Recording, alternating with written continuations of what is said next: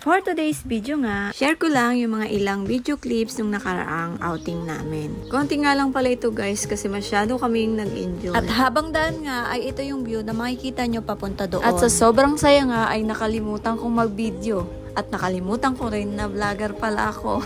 Dito nga pala ito sa Naturescape Camp sa Daraitan, Tanay, Rizal. Madali lang naman makita yung lugar basta susundan nyo lamang ibibigay na sketch ng taong makakausap nyo sa page nila. Baon lang kami ng kakainin namin sa pananghalian at yung iba ay doon na namin lulutuin. Ito nga pala yung kabuuan ng nirentahan naming villa. For only 15K for overnight stay. Meron na din ditong mga gamit panluto. Sa tapat nga lang ng villa ay yan na ilog na agad. Mas maganda ngang maligo sa hapon kasi wala ng init at hindi na masakit sa balat. At malamig na din yung simoy ng hangin na marerefresh ka. Bawal nga pala dito guys ang mag-video okay at yung malalakas na sound. Kaya kung tahimik at province vibe ang gusto mo ay pwede ka dito. Bawal din palang maligo dito guys kapag gabi na. At bawal din uminom ng alak at magdala ng pagkain malapit sa ilog. Pwede din kayo ditong mag-bonfire. Kinabukasan nga ay naligo ulit kami ng saglitan lamang kasi napakasakit na sa balat ng init. Kumain lang kami bago umalis at ayan nagayak na kami. Dito nga ay natatanaw pa namin yung bundok ng Sierra Madre habang palabas kami. So yun lang guys, maraming salamat sa panonood. Bye!